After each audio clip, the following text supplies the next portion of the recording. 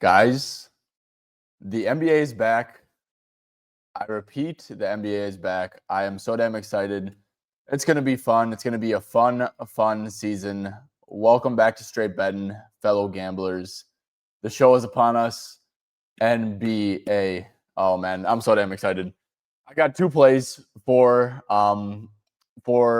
today. Yeah, for today for opening night. Not going to go too crazy, guys.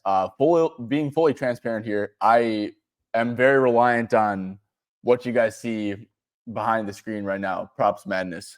Code SB25, best NBA betting tool by a mile. I'm actually very reliant on it, though. I like using the scheme filters. I like having some data on how teams are defending. So I'm going to tread very, very lightly to start the year, and I talked about that in the video with Liam. But with that being said, I do have a play for each game. Don't expect volume to be super high. Don't expect, these analysis to be as sharp as usual, to be honest with you, because we just don't have data points. We don't have scheme. We don't have injury news and things to that extent. Those are my edges. So treading very lightly to start. In honor of NBA, look, guys, I'm going to be grinding this shit damn near every single day, creating new videos, all that good stuff. Look, man, drop a like, sub to the channel. It's going to be a hell of a season. I can feel it. At the last regular season, we ended the year up 100 units. I feel very confident in my abilities.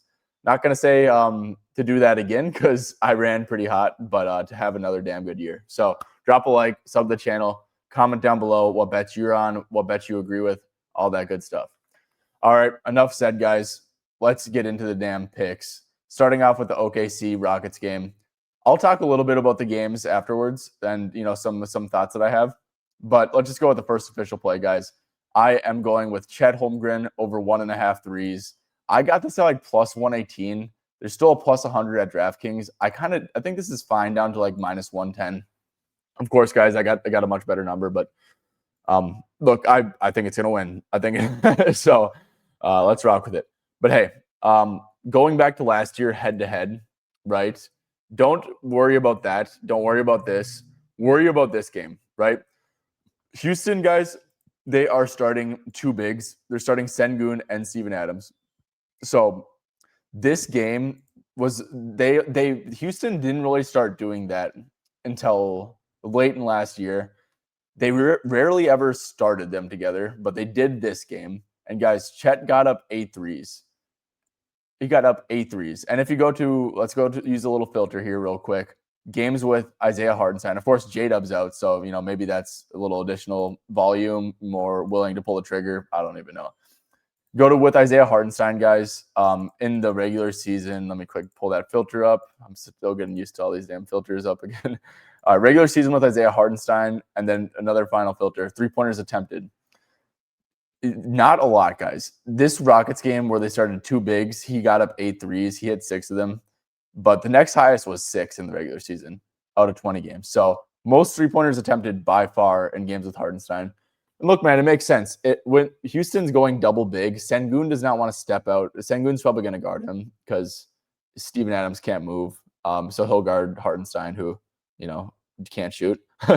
But Sengun does not want to be out at the perimeter. He's not going to close out hard. His natural instinct is to be close to the rim. On top of that, they're going to play a ton of zone coverage. Zone coverage. I'm thinking about the NFL. They're going to play a lot of zone defense with Sengun and Adams on the floor together. Of course, that's just a lot of spot up jump shots. So yeah, it just makes sense, man. He's getting guarded by Sengun. Sengun does not want to guard out there. The zone defense aspect. And it shows, man. He got up 8 threes in 31 minutes. That's a ton of threes for Chet Holmgren in games with Isaiah Hartenstein, the most by far. So yeah, we're rolling with that, man. Not even going to overthink this one, dude. I thought, I just went back and looked at it. I knew that they're going to play zone a ton with Sengun and Adams on the floor at the same time. But also, yeah, if he's getting guarded by Sengun, he does not want to get out there, and clearly it showed. So give us 2 3s, Chet. That's all we need. And not saying that this was a great hit rate or anything, but I think it's a very, very, very good matchup. So rolling with Chet over 1.5 threes. Like I said, I did get this at plus 118, so you definitely are getting a worse number, but that might be the case with a lot of plays this year, to be honest, because my plays are kind of moving a lot. But yeah, All right, next play, and then I'll do some quick game breakdowns. Don't have anything too crazy, on the Warriors-Lakers side of things for a game breakdown, but I definitely have some thoughts on this OKC game. Second play, though, I'm going with Jimmy Butler under 29.5 PRA. Let's hope that there's still a 29.5 out there. Let's see. Jimmy Butler, I'm on the wrong damn game. Looks like FanDuel moved it to 28.5. There's still some 29.5s at DraftKings, MGM, Prop Builder. Caesars is really juiced. I wouldn't play that. But yeah, these like this minus 124, minus 130. I think that's good. So yeah, guys, Jimmy Butler under on the PRA. So first thing I'm going to mention is that in preseason, he actually was hurt with an ankle.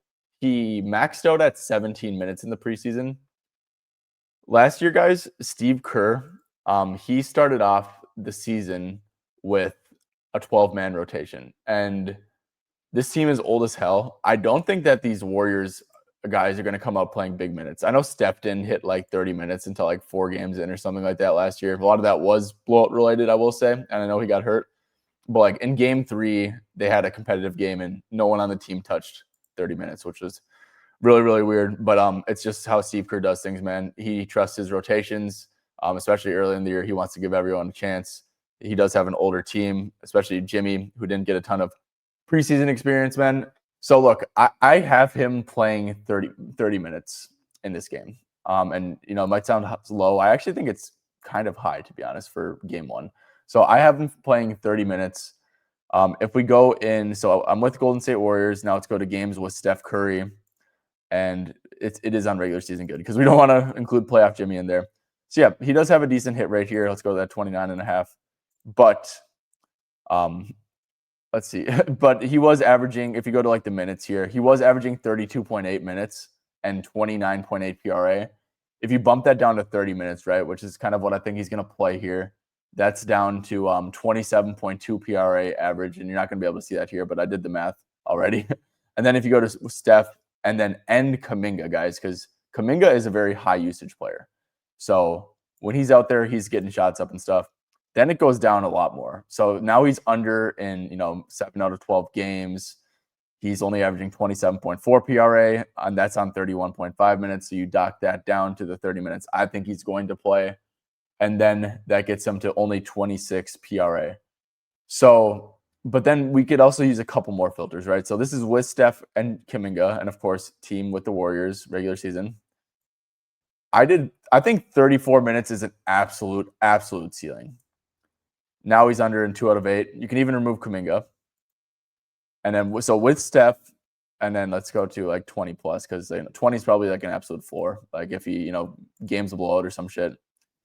Now he's still averaging 29.7 minutes in that sample. That's right around where I have him playing. So with Steph on the Warriors regular season, 20 to 34 minutes. And most of these games are, going to be like way higher than 20 minutes, obviously, that are in the sample. But now he's under in 10 out of 14 games. He's only averaging 25.5 PRA. So guys, and then you could also do like one last thing with Kuminga and Steph, and then less than 20 to 34 minutes. Like I said, I'm just using that 20. Most of those are way more. Now he's only over in 2 out of 8, averaging 25.3 PRA. So look, man. And it's also worth noting, guys, that all these games on the Warriors that Jimmy had, especially these ones at the end, because these play-in games are being added.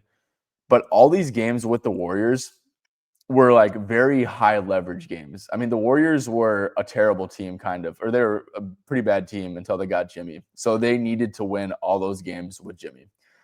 I think that's worth noting because we know Jimmy Butler, when the games are very important, he's going to turn it up a little bit. All these games were pretty damn important for the Warriors because they were like struggling to like get out of the play-in the entire time. So I just think it's worth noting, man. It's like game 1. Jimmy Butler does not give a shit about this game, I don't think, personally. So yeah, like I said, I think that all these games being high leverage kind of favored into Jimmy putting up numbers a little bit more, specifically, near the end of the season. He was motivated at the start of the season, start of his Warriors tenure to, prove himself, I guess, a little bit. But yeah, so I obviously showed you guys some pretty good filters that I liked. Don't really have much on matchup stuff. I will say only one game against the Lakers on April 3rd of last year. He played 36 minutes and only had 11 points, 4 rebounds, 2 assists. I don't really think that's, too relevant or anything. This Lakers team is pretty similar. Obviously, Bron is out. Ayton's in, at center now. But like Rui's still there. Vanderbilt's still there. Smart's in. He's a pretty good defender. I don't know.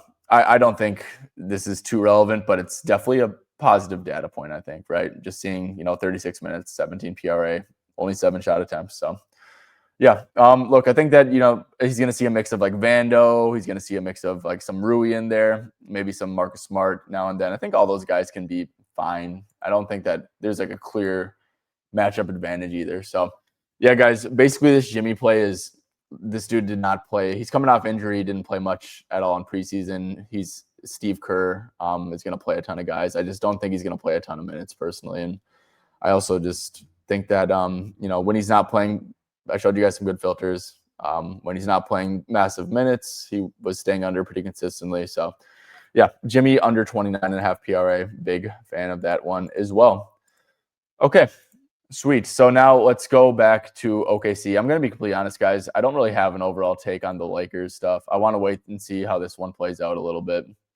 So I'm going to skip over this game. I'm going to go back to Houston and OKC. If you guys watched my last video with Liam, aka Ozbets, I talked about fading stars against OKC in specific. And yeah, it looks like that already happened with KD because his line's down to 23.5, which is pretty crazy for Kevin Durant, right? But yeah, so some overall thoughts, guys. I touched on, Steven Adams starting at the 5 is actually big because if you go to if you click on a Thunder player, right, you're going to go down and see spot up. They didn't allow any spot up stuff because they were a very switch heavy team. They would allow stuff to the handler. They would, and they would allow stuff in isolation and stuff. But yeah, they were a very good defense, switch everything, limit the 3-point line, things to that extent. That's not going to be the case in the Steven Adams and Alperen Şengün minutes. So I think some really good stuff is like Lou Dort. I kind of like his threes a little bit, dude. Like you're getting this at plus money. He was like a big home road split guy last year. Not saying he's not going to get any additional usage without Jalen Williams, who's out, which is big, and I'll touch on that a little bit. But yeah, I mean, Dort didn't exactly have a good hit rate, but if you go to away, 23%, home, 54%.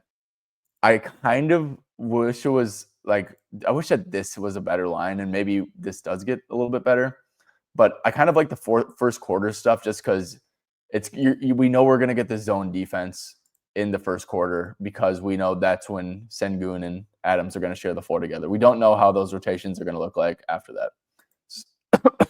So, you're probably going to get 5 or 6 or 7 minutes or so, 5 to 7 minutes of them on the floor together, a lot of zone defense.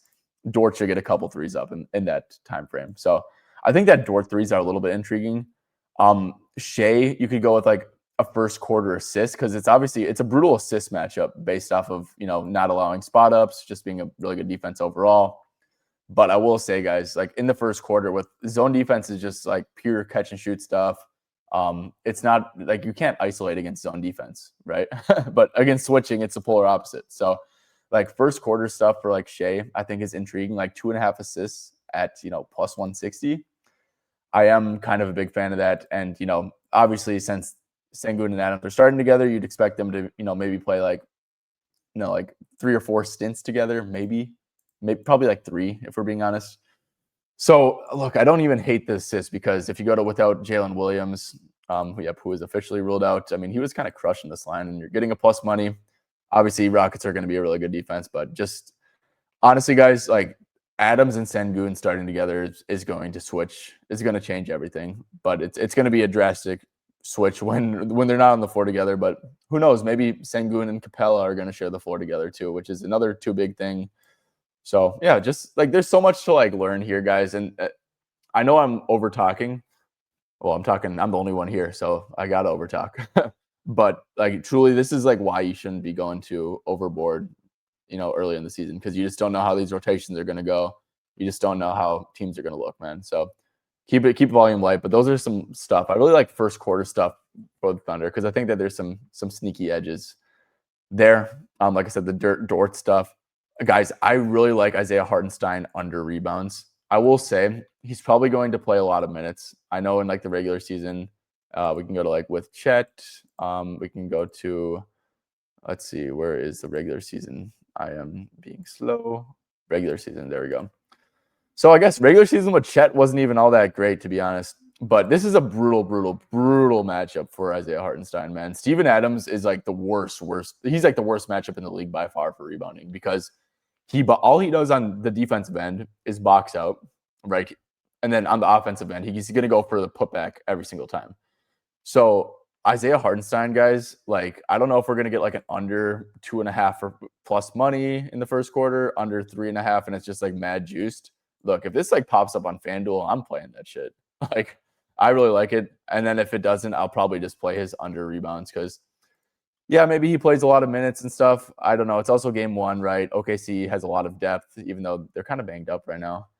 But yeah, and like they're definitely gonna have to play Hartenstein maybe some additional minutes compared to like the average matchup because they're just gonna get crushed on the glass. But OKC is also a team that like they just won the championship, right? So they're kind of like you guys are gonna go big, we're gonna go small and beat you with small. We're gonna beat you guys the way we want to play because we're the better team. So maybe you see something like that too. But yeah, Hartenstein under rebounds, man. I mean, I really, really like this dude because it's just Steven Adams is such a brutal matchup, dude. But like personally, I'd rather play a first quarter line just because you know that they're going to be matched up in that first quarter. Is there any other Rocket stuff? So, okay, Rocket stuff, man. This one kind of caught my eye a little bit. Tari Eason over 1.5 threes. No Dorian Finney-Smith here. He's out. Obviously, he's going to be like the first one off the bench. He's going to, they're clearly like set on playing a ton of wings, right? The Rockets don't really have crazy depth either without Finney-Smith. They don't have Whitmore anymore. Like he's really the only like wing off the bench, which is, I mean, I know they have like 5 wings that are starting or like 3 wings that are starting that are all going to play heavy minutes. But Eason, if we go to head-to-head against OKC last year and don't even look at the makes, he did hit this line in 2 out of 4, which, you're getting plus 154. It's some good stuff. But, yeah, we all know OKC is going to leak spot-up stuff. They're going to be very aggressive on Durant, probably double Sengun a lot in the post. Anytime there's a drive, they're showing help and, contesting a 3. But, yeah, Tari Eason, he averaged 5 3-pointers attempted against the Thunder on 21 minutes. I would probably think Tari's closer to 24 minutes or so here. So maybe you can, set the 3-pointer attempt line to 4 to 6. I think he's probably going to be around that range. And just in general, with 4 to 6 threes, 14 out of 23 hit rate, you're getting plus 154. I think that this is a pretty good bet on Eason to hit 2 threes. But yeah, I guess another one, I'll talk about some Amen Thompson stuff. And I know I'm just, like I said, I'm literally not going to talk about this Lakers-Warriors game because I just don't have a feel for it. Besides, I do think that, maybe the Warriors lines are a little bit high just due to, like, I don't think that these guys are going to play a ton of minutes. So that's kind of my only take. I don't have takes on Lakers stuff either.